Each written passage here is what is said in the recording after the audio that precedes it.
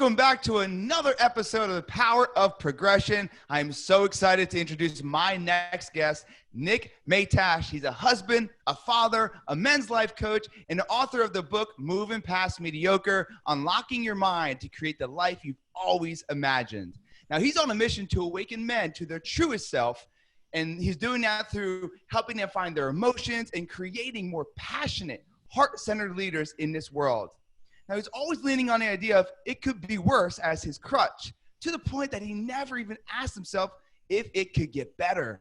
He was stuck in a world of mediocrity, but with one bold decision and years of intentional work on mindset and inner state, he can now look back knowing he is not settling for anything less. Now, he's overcoming average and doing the work to create something extraordinary, and he's here to share it with you. Nick, my man, what is going on?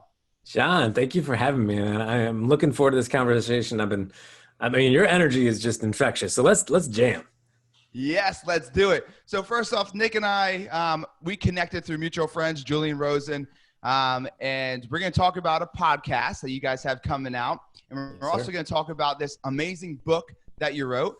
But let's kind of rewind real quick. I always like to get people's backstory, right? And it's funny because everybody listening, they all know, when I bring people on, I'm like, always like, hey man, what did you overcome? Hey, what did you overcome?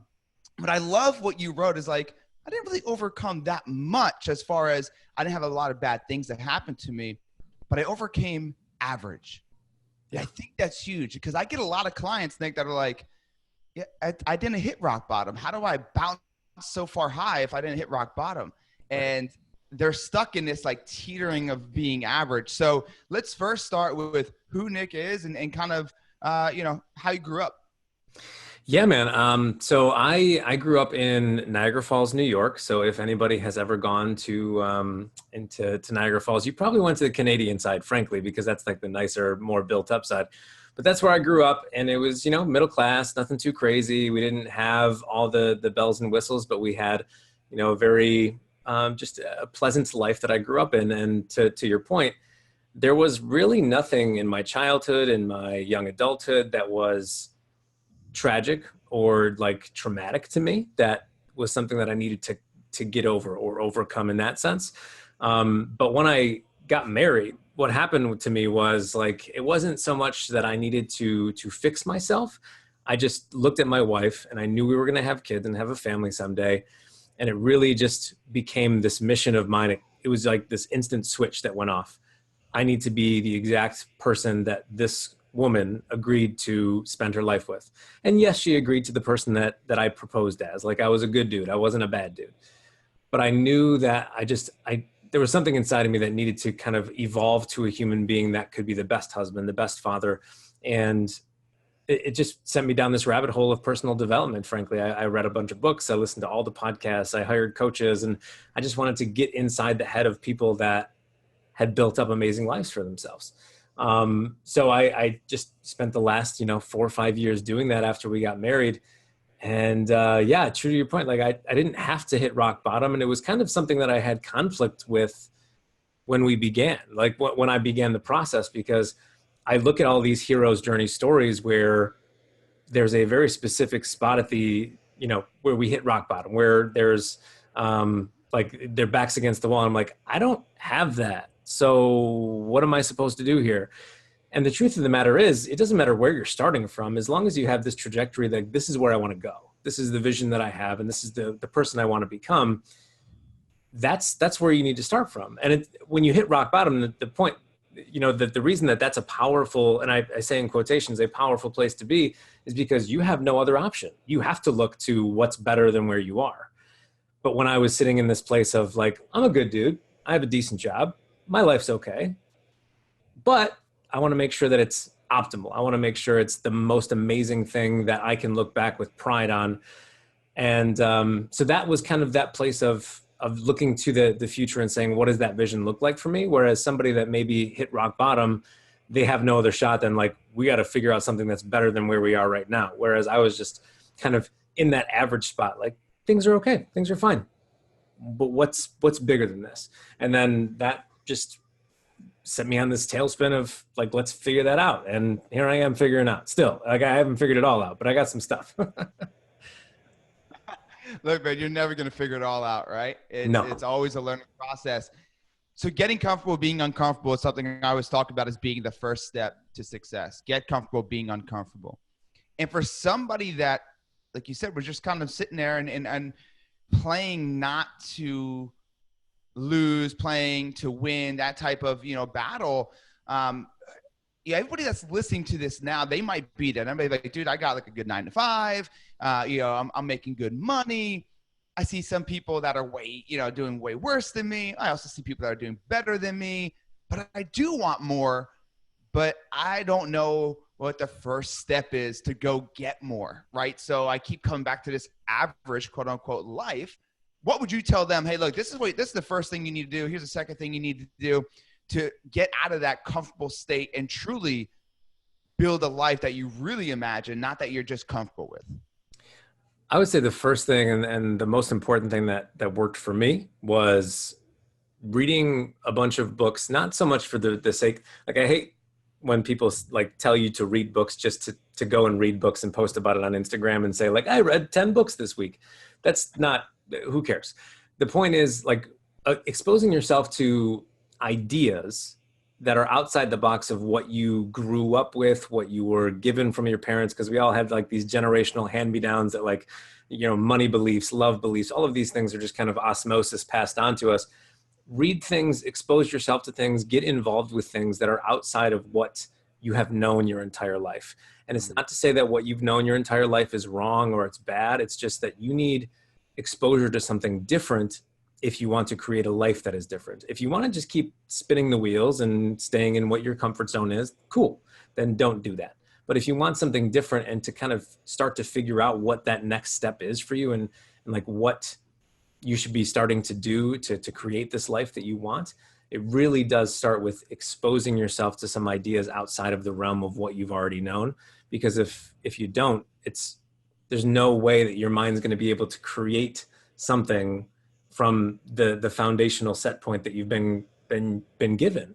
You need something new. You need some new ideas, some new information. And then you can merge that with what you've already known and start to kind of create something from there. Because that's what I did. Like, there was nothing wrong with my upbringing. There was nothing, terrible about it. I love my parents. I love that, the place I grew up in, but there are certain things that I just wasn't exposed to. And it took, reading about like Tony Robbins or reading, I this bookshelf of books over here in my office that I've read all these books. It's just all these different perspectives are so important when you're trying to create something, because if you only have the beliefs that you grew up with or the information that you were given and taught over the years, and that's it, you're pretty limited. If you want to be limitless and start to really open up your life, you need to kind of give yourself that mental space and information space to do so. Otherwise, you're just going to kind of stay stuck where you are. I love that. So challenge your thinking is basically what you're saying. Challenge your thinking and do it by looking at other avenues, whether it's books, podcasts, or whatever it might be to expand your mind, right? To expand your identity. Yeah. You talked about books. What was, let's just say, the catapult, one of the best books you read to really look outside of your normal beliefs and say, oh, wow, hold on a minute. There's actually way more to life or to thinking or to growth than I actually thought there was. What's one of the books that you can go ahead and drop right now besides your own? Yeah, we'll get there, right? But yes, the first answer to the question is not a traditional, like a book that most people have on their bookshelf as a personal development book. To be frank, when I got married, the first thing that I thought as an American citizen was like, I need to get my money game right. That was the first thought that I had. So I read this book that my mom had given to me years prior. It was called The Total Money Makeover by Dave Ramsey. And it was just like the first book I'd read cover to cover in years. And it wasn't like this super philosophical thing. It was just a book that had a lot of tactical ways to kind of get rid of some debt, start saving some money. And it just felt like a very practical thing to read as a new husband that wanted to get his money game straight. And it's not that I learned so much from the teachings of Dave Ramsey. It's just that he had a couple processes in the book that I took the information, I implemented them into my life, and I saw results. Like, we paid off both of our cars within a year and a half or something. And I think the loans were like 4 or 5 years long. We ended up paying extra, and it paid off the cars. And it was just like this really, really cool thing to take information from a book, use it, and see result. And that was really the catalyst to, going into other books of growth and personal development and self-help, and like with this trust in knowing that there's information in these things that if I were to take them into my life and use them, it could really help what's going on in my life. So that was kind of the catalyst, the first one. But after that, the next one that really rocked my world was Mindset by Carol Dweck. And I know that one's more of a, it's a high flyer. It's a marquee billboard personal development book that most people have heard of. But ironically, it was a book that was gifted to me when because I'm also a high school teacher. So I was hired by this school district, and they gave us a little gift basket on our first week of work. And in the gift basket was this book, Mindset. And it was shortly after I had read the Dave Ramsey book. And I was like, okay, all right, I'll give this book a shot too.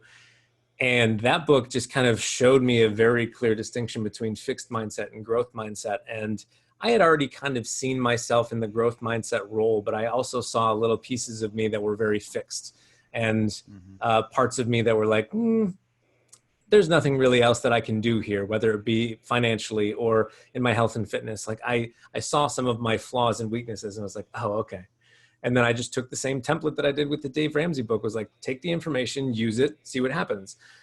And everything that I've come across since then, whether it be a book or a podcast or a coach that I've hired, like, it's take the information, use it, see what happens. And the beautiful thing is, most of the time, something's going to happen. Now, sometimes it's not like, next level, my life has changed forever type stuff, but seeing that just, you have this human capability of taking information and using it and getting some kind of result from it, I became frankly addicted to it. So that was kind of the two starting points, was the Dave Ramsey and then the Carol Dweck book. That's awesome. Yeah. And that mindset book is a phenomenal book. If you guys haven't listened to it or read it, definitely go read it. Now, you said something I think a lot of people don't do. You kind of started prior to this conversation about, hey, it's don't read 10 books this week and post on Instagram. Yeah. Like, hey man, I read one book and I just took action. I read another book and I took action. The whole theory, the average CEO reads 57 books a year, 60, right. I don't know how many books. That doesn't make a difference whether you're 57 or you read 5. It's about that implementation of the information. And I love how you said, man, I got addicted to it. Guys, listen, he got addicted to seeing growth. He got addicted to the progress, but it only started with taking the information and then creating some implementation. So when you guys are listening to this podcast or reading his book, Moving Past Mediocre, I want you guys to do yourself a favor. Take a few days and just start implementing. Like, don't look for the next book. Don't wait for the next podcast. Like, just start implementing, because that's when you start seeing progress. Now, that doesn't mean get your ass back into a book or a podcast, right? Remember what got you there. But sure. I love that distinction. Do you mind real quick telling us what that process is for Dave Ramsey? Do you remember it? So, yeah, sure. I'll share very quickly. It was called the Snowball method. And what you do is you kind of look at all your debts, and it's more of a psychological method than really a financial one, because I think financially the more sound approach is to find whatever your debt is with the largest interest rate and get rid of that first, because that's going to build up the most over time. So get rid of that. Dave Ramsey's approach is take the one that is the smallest, net amount, and get rid of that one, because it's going to give you this psychological hit of, I can pay off things and I can get, I can take action and get things done.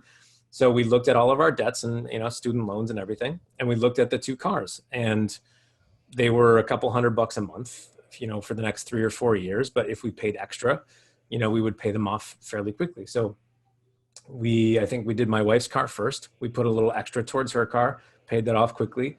Then we took the extra amount of money, and this is where the snowball comes in. You take the money that you were putting towards the first thing. So the money that we were putting towards my wife's car, let's say, was $300. Instead of taking that and saying, we're now going to save this money or spend it on vacation, we took that exact amount of money and started putting that extra amount on top of my car payment. So like my car payment was like $220 a month, plus the $300 we were now taking from my wife's car. And that just compounded. And my car was paid off within a few months after that. So it was just like taking this smallest debt, pay it off, use the money you were paying towards that, towards the next smallest thing, and continue down the process, and let it roll from there. So we paid off the 2 cars. We really didn't have any huge debt after that. So we took after the cars were paid off, we started to use that towards saving and doing other things with our money. But using that just to pay off the 2 cars was like, okay, so there are things that I didn't know about. This is where the book stuff comes in. I didn't know about this information, or I didn't know how to take care of it. Like, money can be a very intimidating thing for a lot of people. I just was like, all right, cool, let's try it and see what happens. And it freed up a lot of money for us. So that was the little method there. I love that, man. And anybody listening, that's a great way to get yourself momentum into paying some things off. And what Nick had said kind of aligns, man, with what you said before. You're like, really all it was just believing I could pay things off, right? It was just taking a small action step. It wasn't like, hey, go spend, $1,500 on, the biggest one you have, the biggest interest. It's pay the $100 one off to grab momentum. It's take that small action step to compound into other action steps. Right. Same thing when you're listening to a podcast or reading a book. It's like, just start taking those small steps that compound into bigger ones. Yeah. You talked about before you really started this personal growth, a real reaction in your life, you met your now wife. Yeah. Do you feel it's because you figured out a why on why you really started making a change in your life? Did you have a why before that? Or were you just doing what you were doing to just do what you do? So I'll actually say this. In the intro of the book, it kind of alludes to what my life was in terms of the mediocrity that I speak to. Yeah. And that was before I met my wife, but I was dating this other girl for like 4.5 years. And I was the type of relationship where you know that they're a good person, but they're just not your person. Like, we were kind of going through the motions. I probably knew well before it was over that it was not going to be my forever, but I just kind of got familiar with the kind of culture of our relationship. It was just, we're going to go through the motions. We're going to ride this thing out. We're in our early 20s. And I was like this very naive kid that thought at 24, like, maybe we should start thinking about marriage. No, thank God I didn't. But like, I was within the context of that relationship where I was kind of living this very mediocre life. Everything else about my life was quite mediocre. Like, I was working at this school that I did not enjoy. It was just a paycheck. I was going to the gym, but I was still kind of eating like crap. So I was not really honoring that process well. And just everything in my life was just, all right, it was okay. And then at some point, like, I just decided, I'm like, I can't be in this relationship. That was the one big decision I made, was I can't be in this relationship anymore. And I spent a lot of time thinking about, like, is this the right thing to do? Is it the wrong thing to do? And a friend of mine was like, listen, what do you want to do? Don't worry about, yes, you're going to make her sad. Yes, you're going to upset her and her life, and it's going to be, in transition for her. But like, what means something to you here? And I was like, oh. And just that little bit of insight from a friend who was just probably letting me talk through my situation, it was like this fire that just grew within me. I'm like, all right, so I'm done here. And then as soon as that relationship was over, that was kind of that marker that was like, I now know what I want my relationship to look like, because I had the contrast of what I didn't want it to look like. And again, it wasn't like this girl was a bad person. It wasn't like she treated me poorly. It was just, it wasn't what I wanted. I wasn't connected to her in the way that I'm connected to my wife. So that ended in May of 2013, I think. Yep. And then I was like, all right, cool. I'm going to be single. I'm going to go out with the boys. I'm really going to enjoy myself. I'm in my mid-20s. I'm not going to date anybody for 2 years. I said this like out loud to people. I'm not going to date anybody for 2 years. I met my wife a month later. So needless to say, I took that statement off the board. But it was funny because as soon as I was done with that relationship, like I said, I knew what I wanted. I knew what that relationship was supposed to look like. And I met my wife on an elevator. And we got to talking and we're texting for a while. And I was like, just the vibe of what's going on here is what I wanted. I wanted it to be fun. I wanted it to be connected. I didn't want it to be, and obviously in the beginning of a relationship, all of these things are usually present, but I just felt like a very strong connection to this woman. And as soon as that kind of got fired up and really became this official and like real thing to me, that became my why. I was like, all right, so I found the person that's going to be the center of my world. Now I just got to build this huge world around it. Not to say that I need all of the nice things and all of the fancy cars. Like when I say build a big world, like one that we can feel free and have fun in and just not feel restricted by anything. And that was kind of the beginning of me moving past mediocre, was making that decision for myself and seeing that not only are the things that I really want out there for me, because as soon as I broke up with the one girl, I met my wife a month later. I always call my wife like my gateway drug, because like, frankly, before I met her, I had this idea that love was this thing that you just kind of show up to and you're pleasant with each other and you're civil, but it's not like passionate. It's not connected. It's just, you're there. And then my wife showed me like, oh no, it can be much, much better than that. So then I just look at how she shook me with love, and I look at the rest of my life. I'm like, oh, money could be easier. It could be more fun. It could be, more expansive. Or my health and fitness, I could be shredded. And right now I'm not. Like it was this very amazing gift that my wife gave me. And she doesn't even know that she gave it to me in this way, but she just gave me the very clear distinction that what I want is available to me. And what I think is real isn't. I can expand my viewpoint on anything if I allow myself to do so. She was just like this very circumstantial, like she popped into my life and I was like, oh, this is awesome. I wonder what the rest of my life could look like if I saw it the same way. You know what I mean?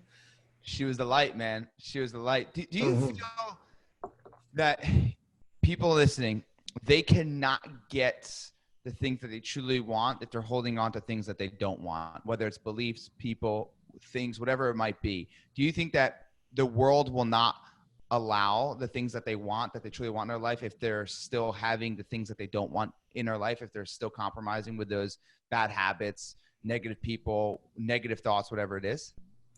Yeah, I think there's a certain level of letting go that needs to happen in order for you to, the way that I kind of say it to my clients and speak to it is like, you have to create space for the things that you want. And sometimes that means getting rid of bad habits, some beliefs that don't serve you, some people that maybe are kind of destructive in your life. Like you have to create space for the better things to come in. Because I don't know if it's in chemistry or physics or both, but there's like this law of conservation of energy. Like you don't get to create it and you don't get to delete it. You just get to displace it. So like you only get to remove something and add something in right away. Like you don't get to create more. It's just, you have to move something out to move something in.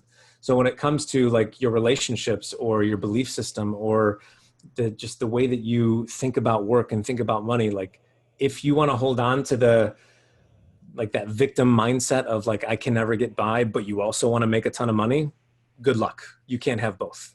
Like you have to let go of the one thing to get to let the other thing be available to you. It's not like it can cram itself into your life, even though you have all these other things that are very contradictory to it. Because having that self-conflict within yourself, it just keeps you stuck. Because on one hand, you're like, I'm a victim to, my environment, or I'm a victim because my job doesn't allow me to make enough money or whatever.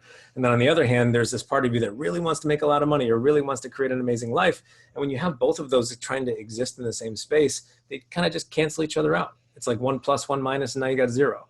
So it is a certain level of letting certain things go so you can bring in the good, figuring out what those things are that need to get let go. I think there's a certain part of you that probably already knows. You've just been kind of very hesitant to let it go.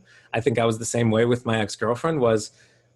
I knew for a very long time within that relationship, like this isn't the thing for me, but I'm just going to hang on to it because it felt safe. It felt familiar. It felt like, I don't know what's outside of this. Like there's this certain level of what's unknown outside of the thing you're trying to let go that scares the crap out of all of us. But if you don't let it go, if you don't see what that unknown looks like, then you'll never know what amazing things could lie within that same space that you're scared of, because there's equal parts scary and really awesome and amazing. You just have to be brave enough to let go of what was before to kind of step into what's new. I love that, man. I loved how you mentioned how victim mentality and victor mentality can't coexist. No. And I think it's like you said, it's almost like you can't have both. And then that's where that mediocre life comes in. Like when you want more, but you're not being more, right? And you're not allowing more into your life. And that mediocre life just sits there and you just go through the emotions basically. And also you made a point about safe. Like people are so scared to break out of that safe zone and that comfort zone because they're so scared of what's beyond it, right? What's beyond it. So they just put themselves through years of bad marriages, years of, the people around them, years of going to a job they hate. Yeah. What is one thing, if someone's listening to us right now and they're like, I know I'm in that like flux zone right now of like, right. I want to be a victor, but I'm also a victim. I want to go take the risk, but I also want to be safe. Like if they're in that flux zone, what is one thing they could do besides reading the books and all that stuff? Like what's an action step they could do to get out of that flux zone to say, okay, here we go. This is the first step I'm going to take. What would you say is one big step they could take?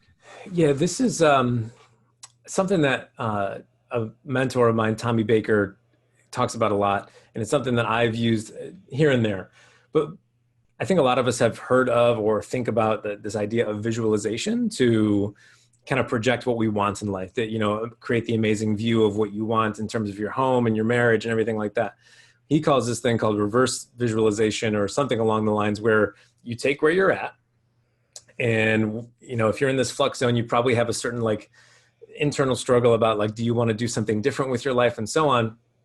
If you were to take your exact station of life right now and project it out 5 years from where you currently are, just sit with what that looks like, what that feels like. Are you going to be happy? Are you going to be miserable? Because frankly, the 5 years are going to pass no matter what you do. So if you project yourself 5 years into the future, doing exactly what you're doing, living the same way, going to the gym the same way, living in the same relationship that maybe you're not thrilled by. And yes, I know it's scary to make that decision. I've lived in that decision of like, should I break up? Should I not break up? Should I leave this job? Should I not leave this job? Like that's a scary decision to make. But if you look 5 years into the future and you're doing the exact same thing, are you going to be excited about living those next 5 years? Or are you going to be bummed that, 5 years are going to pass and you're just going to be in the same spot? Because frankly, if you make the decision and you leave the relationship, you leave the job, you do something different, to think that it's going to, be the make or break moment in your life is what's causing so much pressure. Like everything is fixable. Everything is maneuverable. Like you make that decision to leave the job and maybe the next step doesn't work out, but maybe it didn't work out. So 3 steps down the road, you find the perfect thing. Or, maybe you leave that relationship and you don't find love for 2 years and you go through this process of meeting people that don't really vibe with you, but that just gives you more information about who you want to meet. And eventually you find that person. Like my wife, before meeting me, she went through her trials and tribulations. She had her, her heart broken several times, but like through that, she like had this amazing filter of like, nope, don't want that kind of guy. Nope, don't want that kind of guy. So when I showed up, like I somehow magically fit the bill for her, and she didn't want to entertain anything else because I wasn't what she had experienced. She had that contrast. So there's always, as you go to make that big decision and jump into the unknown, yeah, it's going to be scary, but you either will, the whole idea, you either win or you learn. Like you're either going to get the amazing thing that you're looking for, or you're going to learn how to find that amazing thing. Because right now, like I said, you project 5 years from where you are. If you're in that space where you're like, I don't really like what's going on, it's going to only feel worse in 5 years, because that's a lot of time to spend in the space that you currently are a little bit iffy about, because the iffy is going to turn to despair and destruction. And like, it's just not going to stay iffy. It's only going to get worse if you kind of know in your heart that's kind of where it's headed. So just see yourself in 5 years and play that game with yourself. And it's not going to be fun, but it'll give you the motivation to maybe make a decision today. Yeah, man, that's gold right there, guys. I talk about it's called future pacing, right? And when I have people go through my retreat or whatever it is, I take them through a meditation where I give them the true visualization of what that looks like. Sure. And I actually it's so weird that you said that, because right before our call, I actually posted, and there's no way you could have saw it because it was literally at the simultaneous time, I did an interview with Patrick Bet-David. I'm not sure if you know who he is. Deca millionaire, PHP agency creator and owner. And I went to his office. I interviewed him. Man, I want to say, because I lived in Dallas at the time. It was probably like November-ish. Mm-hmm. And I interview him, and somehow we got on the same topic, and he literally like said the same exact thing of like, hey, I just basically sat there and was like, and he went 10 years, he went 20 years, you know, sitting, Sure. you know, when you have your kids at your funeral, what are they thinking? Right. And get so deep. And I literally just posted the video that he shared on his Facebook onto my Facebook. So it's just so funny how it all aligns. And maybe that's a sign for me to take even bigger steps, right? I don't know. Right. But it's true, man. That future pacing, it's going to be scary, but it's needed in order to make you move, right? And as humans, we only make decisions off of pain or pleasure. Yeah. And most of us make decisions off of pain. Like, we don't want to be overweight, so we're not going to eat that. Oh, you know, we don't want to go ahead and get arrested, so we're not going to go into that fight, right? Like, whatever the case might be. So that pain of looking forward, it's going to hurt in that current moment. What's going to hurt worse is that 5 years when you do the same thing every day and you don't get out of this iffy, you know, safe environment. Let's talk about your book, man. So Moving Past Mediocre, tell us a little bit about why you wrote the book, and kind of what to expect out of the book, and anything else you want to let us know. Sure. So the book is broken down into 3 different parts. It's really about the mind, the subconscious mind versus the conscious mind, and like understanding that about yourself. And the first part of the book is all about the subconscious mind and the common patterns and behaviors that we all kind of get stuck in that don't allow us to move outside of the world that we're currently living in. So, and by the way, this is not me writing or preaching from a place of like judgment or like, this is how you're supposed to live, guys, because every single thing that is written about in this book is things that I've lived through, because as you read each chapter, it's a story about my life. Like, I'm giving you examples of like, this is what I did, and here's how we don't do this again, people. So like the first part of the book is all of like the subconscious things that get in the way, like the subconscious block of you're not allowed to have it all. Like, you don't get to have what you think you want, like what you desire. The subconscious block of the fear of success, which is something that I dealt with greatly when I started my coaching business. The whole idea that we all fear failure, that's a given, sure. But fearing success is something that people kind of, I don't know, brush off. Like, it's not a thing. But the way that I like to talk about it is like, your body, your subconscious mind fears change, period. Failure is change because it takes you below where you're currently at. So that's stuck, you know, that sucks. But success is going to change you too, because that's going to take you above where you're currently at. Now, objectively, those things usually are better than what your current life is, but it is going to be different. So my fear of success, for instance, was when I started my coaching business, I looked at my life, and my daughter, she wasn't born yet, but my wife was pregnant with her. And I thought that coaching meant taking time away from my family. So I saw my success as a coach, having all these clients, having all of the success in that light, that was going to take away from me being the family man that I knew myself that I wanted to be. So that little piece of fear inside of me made my coaching business so much harder to create clients and meet people and like go out there and really say that I am this coach. It took a lot of internal work to get over that. And by get over it, I'm still working through it, because as we get to every level, we need to relearn the lesson. But Love that. It was something that like just dawned on me halfway through the process. Like, what am I so scared of? I want to go to this place of success to bring wealth to my family. Like, it was about serving others, sure, but also bringing income into my family. Why is that scary to me? And then a coach of mine was like, yeah, but the way that you're describing this to me, you're saying that your success means you take yourself away from your family. And I know that you, as the human you are, that's not something you want to do.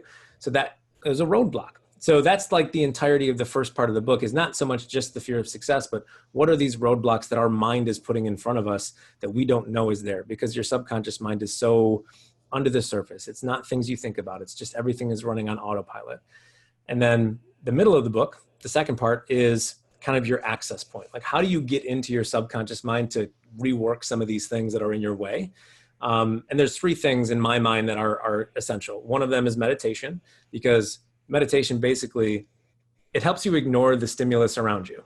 And I know that for some people are like, why would we ignore reality? Because you can't create a better reality by looking and focusing on it and obsessing with what you currently have. So like, meditation is that way of kind of stepping outside of it, closing your eyes, letting your mind see what else is possible. So there's meditation, there's journaling, I also put in the book. And then the third thing is, and I know it's biased for both myself and for you, but like hiring a coach, straight up. because what do we do as coaches? I'm not an expert in any field that any of my clients work in. I'm an expert in like seeing their BS from a mile away.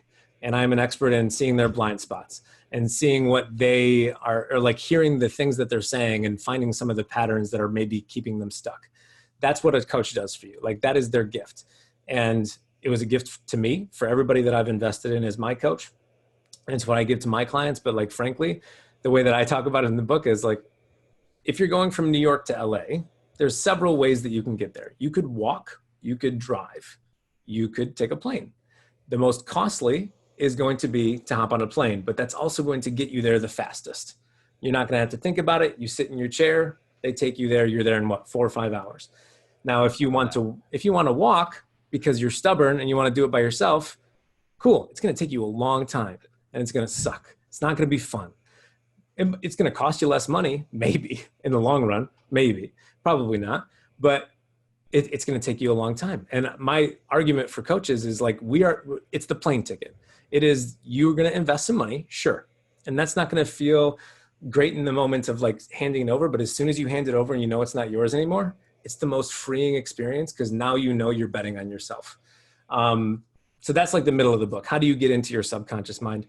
The third part of the book. Real quick, I love that analogy so much. And there's so many other things you can plug into that analogy about, people are scared to get on planes just like they are with getting, a coach. So dude, I love that analogy. It's guys, listen, if you guys are trying to get, from A to B, realize the fastest way to do that is by getting a coach, whether it's Nick, myself, or somebody else. It's no plug. This is just being real. Find someone that's going to hold you accountable to your shit, tell you what you need to hear, not what you want to hear.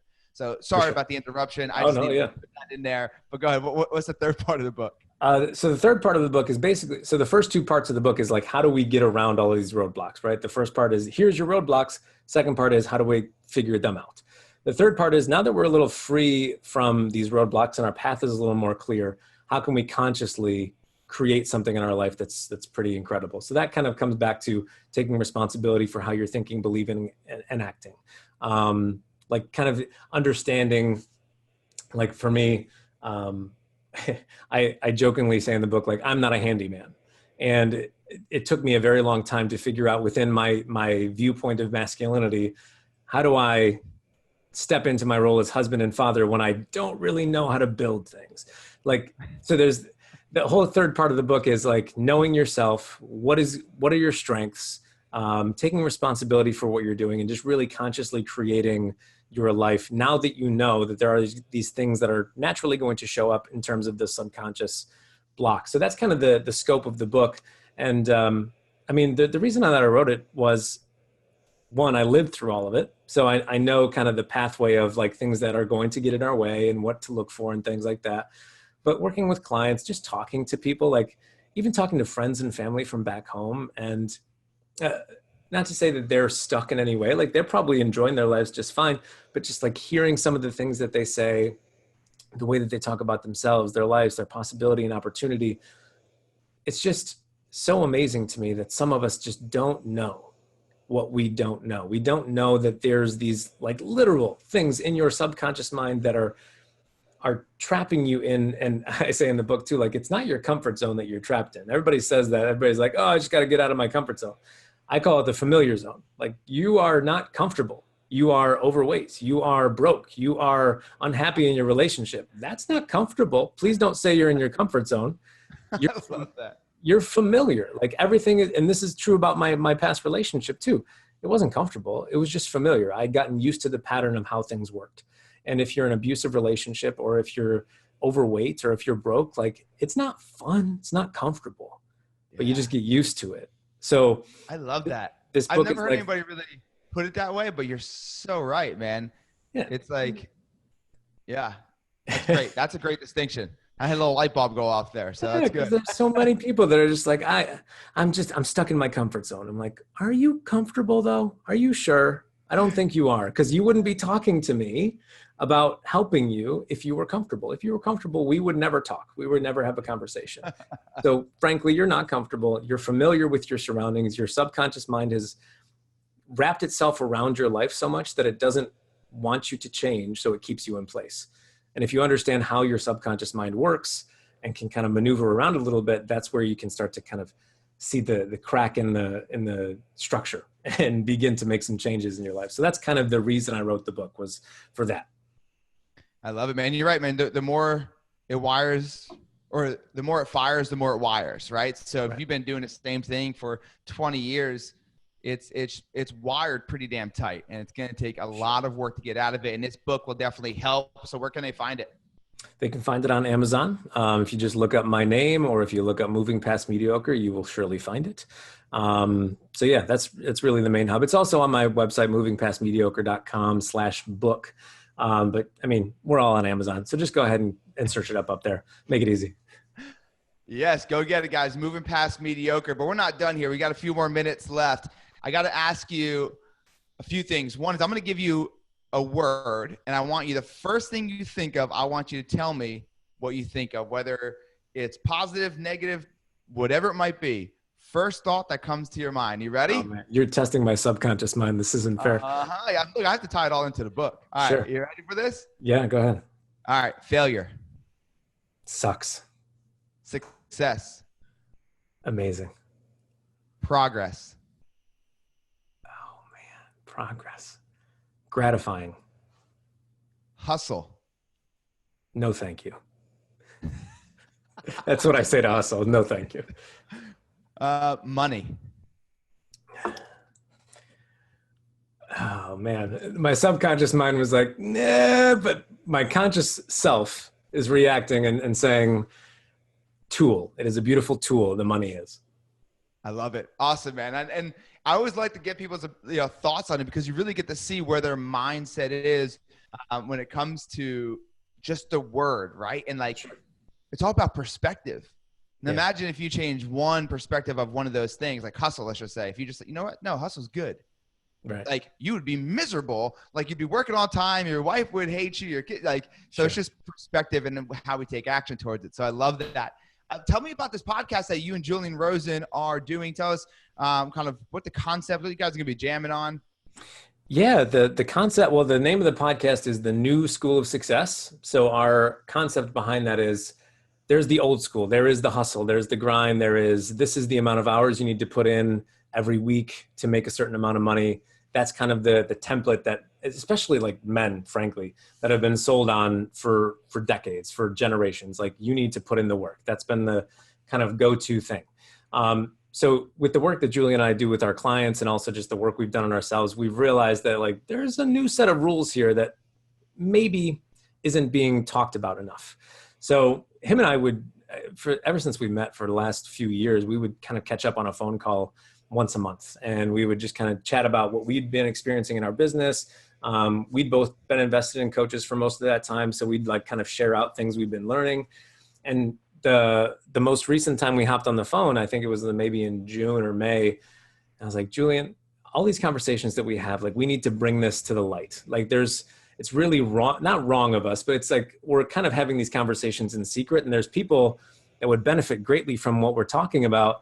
And it's probably like people similar to who we were when we first started this whole process of trying to create something for ourselves. Because him and I both, like, in the beginning, and I think everybody kind of has this kind of notion of what to do as soon as you want to create something for yourself, is you go right to the old school rules. You go to the hustle, you go to the grind. I have to work a whole bunch. This is like the rules. This is what I got to do. So we're like, no, you don't. You have to work on your mindset. You have to work on your emotional state. You have to still do some work. That's like non-negotiable. You can't just sit on your thumbs and meditate. Like, that's just not going to bring you riches and everything you want. There's work to be done. But the way that I kind of see it, and Julian sees it as we bring it to the podcast, is before you go and put in the work, if you can maximize your mindset, if you can really harness your emotions so that your emotional state is in a place of positivity and joy and freedom and love, and use that and bring that to your actions, the hustle and grind is never necessary anymore, because you don't have to put as much work in, because you're bringing such a powerful state of who you are to that work. So that's kind of the premise of the podcast, is trying to dispel this whole idea that you have to work your butt off in order to make yourself a success. It's really just an old way of thinking. And we don't want that for the people that were like us when we started. So the entire premise of the podcast is to try to give back to kind of our former selves and say, like, this is not the way you have to do things. Like, we can start from a different place. So most of it'll just be him and I jamming on some of these types of topics, but then we'll also have some interviews. Like, we'll bring on some of our coaches and mentors that we've had, just people that really understand this idea that, like, it's not about putting in more hours than the next guy. It's about harnessing yourself and your mind and your emotions and everything else, so that when you do go and put in the work and you make some time to do some work, you are getting the absolute most out of it. And then you get to go enjoy yourself afterward, because frankly, I've had clients, I've had people in my life that, like, they work all the time, and then when they're not working, they're thinking about work. And I'm like, guys, like, what's going on? Like, can we enjoy ourselves a little bit? So, like, that's kind of the premise of the podcast. Like, let's live a life we enjoy. Let's live a life that we can be proud of and make the most of it. But how can we do that not from a place of, scarcity and, like, let's keep hustling, let's keep grinding. Let's live a life that's more abundant and more loving and more fun and more free. That's kind of the premise. Yeah. I love that. So the new school of success. I mean, you guys listen to this, it will be launched more than likely. So make sure you guys go ahead and subscribe to that. And Julian's a phenomenal person. So Julian was at my retreat. So I invited him down to do a few sessions, and we just clicked right away. A phenomenal human being. And then I was actually in Chicago I think it was like 2 or 3 weeks ago, ran into him after a Cubs game, and we had a good time. Had a few Capri Suns on a rooftop. So, it was great. And I can only imagine the content that you guys are going to deliver. So I just know the power, not only just with the guests you're going to bring on, but when you guys are just jamming and you guys are just having a conversation, there's going to be tons of value. So make sure you guys go check that out. New School of Success. This is the point of the show, man. Nick, if people haven't been taking notes, I don't know what the hell they're doing, but they need to grab a pen and paper, because this is really where you tell them three things that they could take action on to be better today than they were yesterday. And this could be in relationships. It could be in health. It could be in mindset, any equity of life. What are 3 things? I'm going to get my pen and paper ready. I'm actually going to use a pencil today. Ooh, that means you can erase it. I'm going to – if it's not good, I get to use the eraser. That is there you go. So what are 3 things, man, that they can go ahead and take action on as soon as this podcast is over to be better today than they were yesterday and get that progress? Okay, first thing, and this is kind of how I start all of my coaching programs when I work with my clients. So you guys are getting a little free tidbit. I kind of call it the bucket list activity, where you think about whether it be what you want to do this year or what you want to do for the rest of your life, putting down the tangible things that you want to create in your life, whether that be travel or a business goal or a career goal, what have you. Write them down, and then think about and do some mental work on what are the emotions that the achievement of this thing is going to give you. Because the way that I see it, especially because I do work exclusively with men are just like, we're go-getters, we're achievers, we want to go out and get the thing. We're hunters, right? But we never think about, like, what is the reason that we're doing it in the first place. And that backdrop, that emotional backdrop of when you travel, you probably want to feel freedom. When you make money, you probably want to feel secure. When you lose the weight, you probably want to feel confident.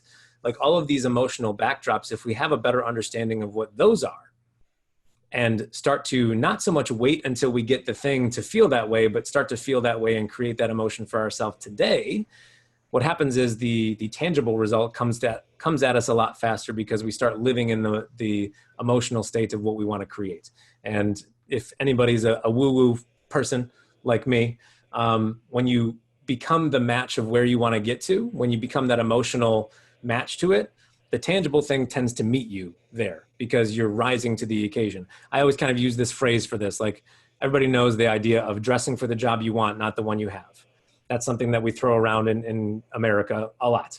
So rather than dressing for the job you want, step into the emotional state of what you want and live in that now, so that it comes here a lot faster. So that's my first tip, is figure out your bucket list, whatever it is, a year from now, 5 years, 10 years, and then think of what is the emotional thing that you actually want to experience from that. Start living like that now, and then watch as everything kind of unfolds from there. So that's the first thing. Second thing, it's something that I've really come to peace with over the last year or so, ever since my daughter was born, is come back to who you actually are. Because frankly, there's so many of us that get into, if you're listening to this podcast, you probably listen to other podcasts, you probably read a bunch of books, you probably are very involved with trying to better yourself. If you think that bettering yourself means to build on top of who you already are, you're going to end up continuing to build a skyscraper that you never really knew how to climb or to build in the first place. What I would suggest instead is, instead of building something, carve out all the nonsense that's not you and come back to who you originally were. And the reason I say this is, when my daughter was born, I mean, you have a little girl as well. How old's your little girl? She just turned 2 in May. Just turned 2. So even before my daughter was born, I was an emotional guy. Like I was very connected to my emotional self, and like I loved love. I was a romantic of sorts.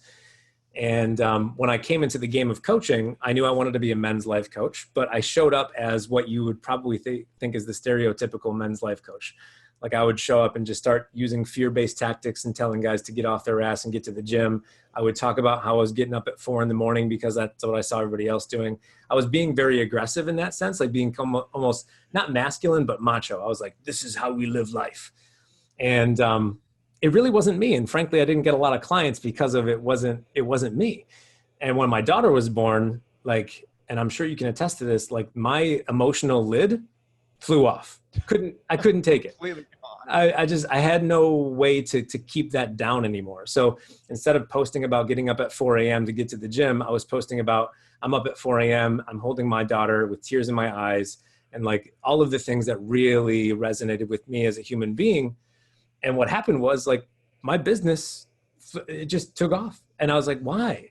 It's because I started showing up as who I was. I wasn't trying to be someone else anymore. And that's my second tip, is like, stop trying to be someone else. Yes, learn new skills. Yes, build on top of what you already know in terms of the actual tangible skills in the world that you need.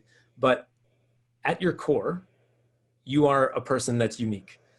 And trying to pretend to be John or pretend to be Nick or pretend to be Tony Robbins because you think they have good ideas or they're doing the right thing in the world, like there is a part of you that nobody else can be. And if you bring that to the table with the skill set that you've developed through other things, that is where you're going to maximize the life that you have. So it's not necessarily something you can do in the next day, but start to think about, who are you at your core? Are you an emotional guy like I am? Are you a handy guy like I'm not? Are you someone that just knows somewhere in the depths of who you are? Figure that guy out and bring him to the table, or bring that girl to the table, and know that that's okay. Not only is it okay, it's essential, because there's only one you. That's it. So bring them to the table. So that's the second thing. And the third thing, man, it's something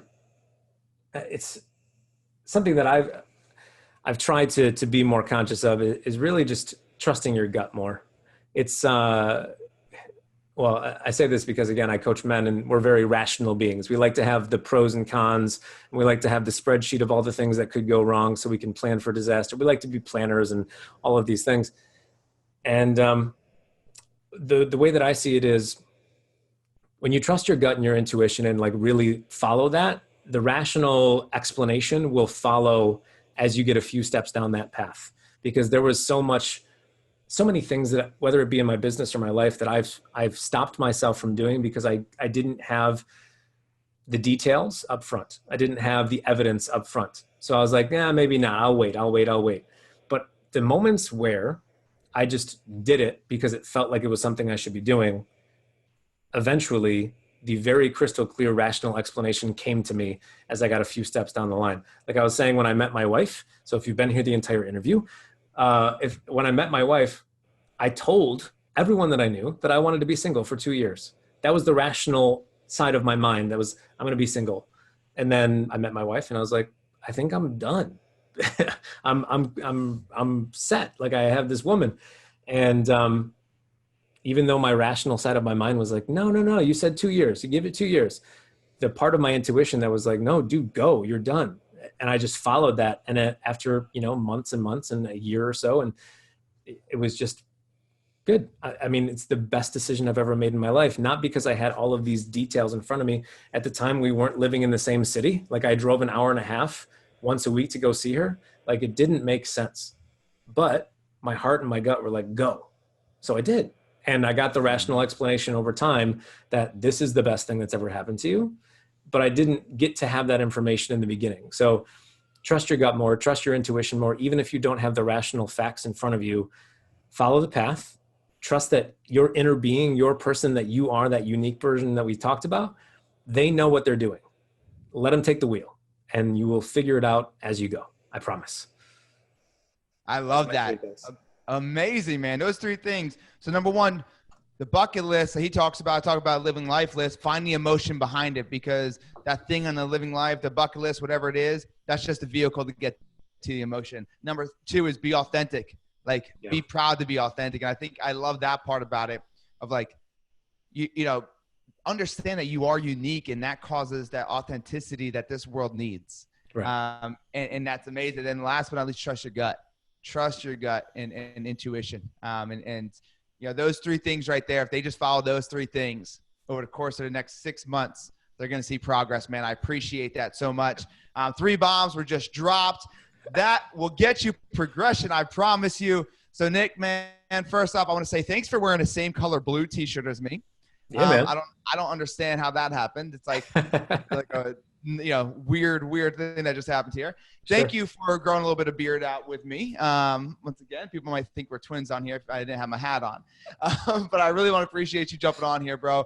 I love your content you push out. I love the authenticity. I love the rawness, the realness, and being truthful and honest and vulnerability. Tell everybody where they could find you, where they could stalk you, where they can creep on you. Where can they creep? On Instagram, you can find me at Nick_Moving Past Mediocre, same title as the book. Facebook and LinkedIn, I'm active on both of those. So you can find me, just look at my name, Nick Matiash. It's Matiash. It does not pronounce like it looks. So just roll with it. It's Matiash.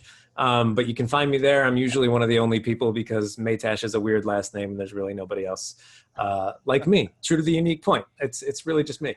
So yeah, you can find me there, stalk me there. And if anything that we talked about here resonated with you, like feel free to message me. There's so many times that I've listened to a podcast. I'm like, they said some really cool things there, but I felt intimidated because they were on a podcast. So I didn't feel like I should reach out to them. Like reach out to both of us. Like, let's have a conversation. We can be real humans. You don't have to pay me a certain amount of money until it becomes a formal relationship of coaching. But in the meantime, reach out. Let's talk. Let's chat. Yes, guys. Make sure you guys go ahead and reach out to him, DM him, slide in his DMs. If you guys have any questions, ahas, let him know. And always, please make sure with this podcast that you guys are sharing it out to somebody that you know can get value out of it. If you heard something, you're like, oh my God, this guy or this girl could really use this nugget, please send them this podcast. Write a review on here as well, because we want to make sure that everybody knows the ahas that are in these episodes, so more people can listen to it, so that we're obviously reaching more people and changing the world. Nick, before I let you go, any last parting words? Man, I think we've covered a lot here. So I'll keep it short and sweet. Like, go out into the world and do something that means something to you, I should say, because there's too many of us that are going through the motions and thinking that at some point it's just going to dawn on us and we're going to go from there. But like, find something that means something to you, do it with passion, do it with curiosity, let it just open yourself up to whatever happens from there, and beautiful things can happen. Trust me. I love that, man. Thank you so much for your time today. Guys, don't forget to take the action on at least one thing that Nick talked about today. Reach out to him, reach out to myself. Let us know what the ahas were. Don't forget to subscribe to this. If you're watching on YouTube, hit the little bell. If you're listening to it on iTunes or whatever, make sure you just hit that subscribe button so you guys get notified every time we drop an episode. But until then, guys, keep crushing it and keep creating the ultimate version of you.